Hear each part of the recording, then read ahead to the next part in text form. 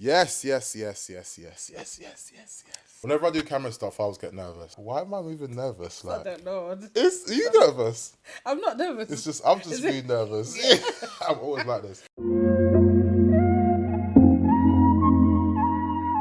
Hey people, what's going on? My name's Linton Clark, your slice of Jamaican flavour. Welcome back to the Jerk Sauce Media platform. Today, I have sat with me the incomparable Amoge. Amoge is a multifaceted music extraordinaire with a capacity to produce, direct and make film. She hails from an illustrious career across all digital media platforms, and on top of that, she's a vibe. How's that? Yeah, that's nice. The Linton Is that a round of applause, yeah? The purpose of the Jerk Sauce Media platform is to have open, honest conversations, particularly those that affect those of us who come from the diaspora, and Black and Caribbean in particular, because these things are pillars of our existences. Everything that we do, that we aspire and can become, comes from these roots. So that's why it's important for us to talk about it. Me and Amoge have been chilling for the last day. I've moved into her house and I said, let's jump on camera and talk because you know I run a media platform. How are you feeling? What's going on? I feel good. Yeah? I feel happy. How do you blessed. How do you feel about the fact that I've dragged you on camera? I mean, but no, it's fun. It's fun. I like organic. We've been talking basically about our relationships, and one of the core themes that's been coming out is Cis het. Tell the people what we're talking about when we say cis het, because some of these listeners are not going to know what cis het is. Cis het is basically like what they would describe to be like the alpha male, the man's man, the thing. Yeah, so we're talking about cisgendered men and women, people who are born a certain sex and they still identify as that sex, such as myself, such as Amoge, and how that interplay works when we get into relationships. Yeah, fitting into the roles. Let's start even there. What's good with gender roles in relationships? How do you feel about that? It's a very vague question, I know. Yeah. But we ain't slept, so I ain't got the questions yet. Yeah. Gender roles. Well, where did they come from? Why were they put there in the first place? All I hear is women saying how men should be and men saying how women should be, rather than everybody saying this is how I choose to be. Right. And this is who I am and what I bring. It's just always people are meeting each other to say this is what you should be doing. Like imagine I meet you, I don't know you, but I've met you. I like you right now. Yeah. But then the moment I start to get to know you, I'm telling you what you must change. Right. So what did I like? So we've talked about this, but on the back of that, where do you think those ideas about what gender roles are come from? Culture, traditions, our parents, grandparents, religion. Because a lot of us come from like religious background. Yeah, most people I knew growing up were either Christian or Muslim. Yeah. And so a woman was the housewife that just get breed up, and then the man goes to work. Not being breed up. No, yeah, Jesus. but it's just like, yeah, she's there to have babies and then look after the home, create a home or turn a house into a home. Yep.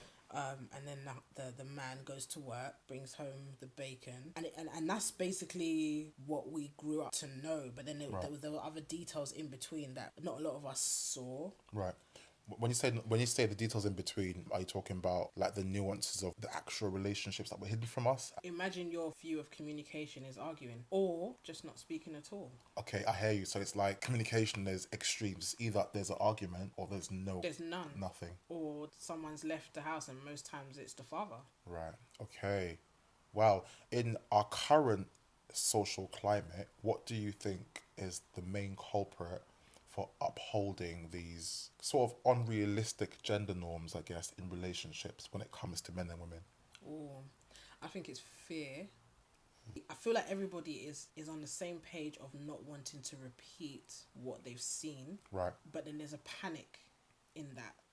The fear of not wanting to be that, rather than really assessing it and observing it to understand, okay, how can we do this holistically? For example, I grew up with a lot of people who their dads weren't around. Yep. But their dads were businessmen. Right. My dad's flown out for business. That's why he's never here. Right. We get to teenage 20s and now you're telling me your dad has 2-3 wives or women and you've got brothers and sisters that are the same age as you. So during all that business, it was going in with business. But basically. I knew a lot of people like that. Yeah. More than I'd want to admit. I've got a best friend definitely got a best friend from my childhood. I was in his house like all the time growing up. No names because, yeah. But like we were neighbours, and I was in his house. In fact, I would lie down at his house when I was at Galliard.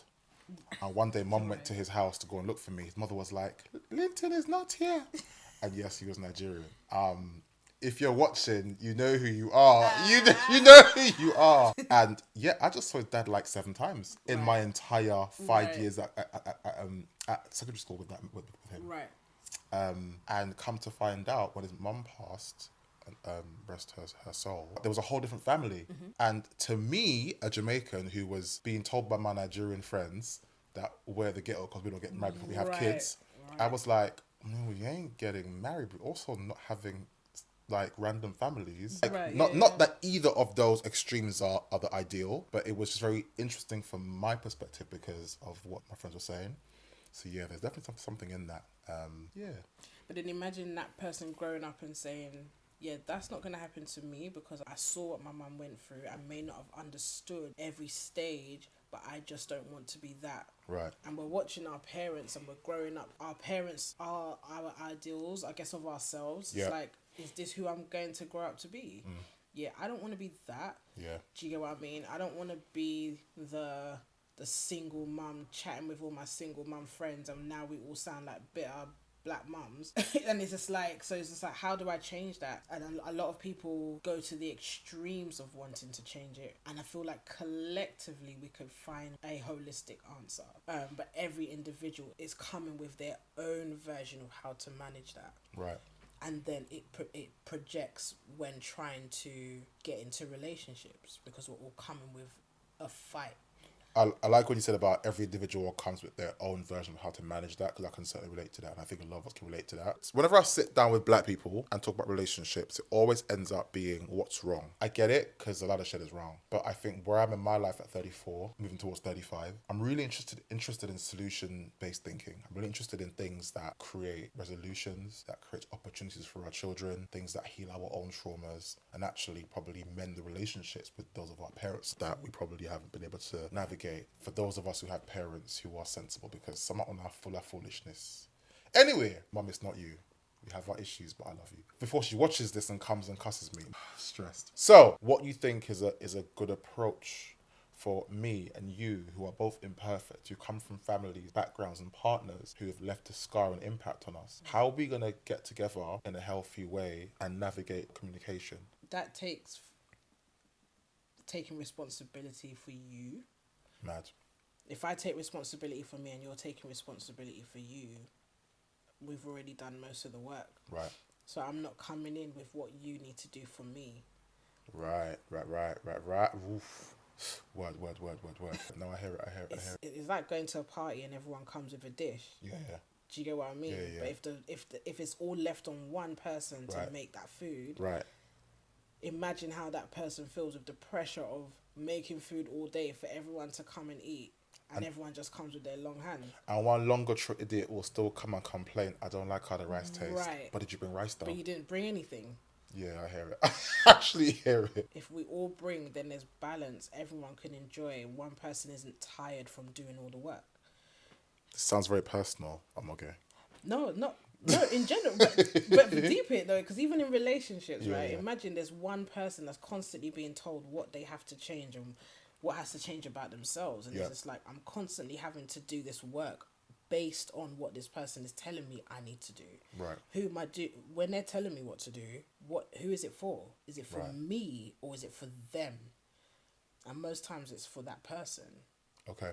Do you know what I mean? Okay, cool. So if it's so you said taking responsibility for you. How are we doing that? What does that look like? Because one thing saying the concept, but I feel like, and again, I've seen a lot of podcasts, and I've heard a lot of religious leaders on my gram, and I'm tired. I'm looking for an action plan that sounds realistic in 2023 with cost of living. Do you know what I'm saying? Because it's all well and good to pray and fast to save your relationship, but it will not save British gas when collecting the. I can. Do you get it? So I just need to modernize that message because I feel like people are just praying and fasting, which isn't a bad thing, but praying and fasting will not stop you from not speaking up to your cheating partner. Like, say something. Like, what is that looking like? What's accountability looking like? Oh yeah, fix your face. Wow. No, but for real though, that's what I'm saying. No, yeah, it's practicalities though, isn't it? Because it's like, okay, even if you pray and fast, because that is your, I guess, your religious task. It's like, okay, but are you having conversations? Right. Are you talking to each other about this? Are you having mediation with somebody that isn't biased towards the other? Yep. Because I've been in church and there's a huge bias with sitting with a man, and a man is mediating a couple, and Right. the man is leading towards the I guess the religious setup that is led by men and telling me as a woman what I need to do, but not holding this other man accountable. You felt that in church? You felt that in the church environment? 100%. My experience of church, and I can only speak for myself. Yep. My experience of church, and I'm sure there are many other women that feel the same way. I felt I had no place there. Mad. Whatsoever. Okay, so I was raised. This is gonna be sacrilegious. Sorry, Mum. I was raised a Jehovah's Witness, and I'm very proud to say that. I think it gave me incredible principles and taught me how to navigate life with a spiritual outlook. I do feel that I wasn't necessarily able to comply with all of the rules necessarily. And so I didn't want to stand in that faith, half leg in, half leg out, saying I represent something, but knowing that I'm living a lifestyle or I have a particular way of doing things that is not in accordance with that. So I'm like, my spirituality is not up for question, but I don't necessarily sit in one faith, basically. That's how I feel. Right. But I personally didn't have any like really awful experiences within the Kingdom Hall, which is what you call the place of worship for Jehovah's Witnesses. So to hear that for me is like, whoa. It's not shocking, but it's really harrowing. Like, wow, like you just said, I didn't feel safe in church. No, I didn't at all. Wild.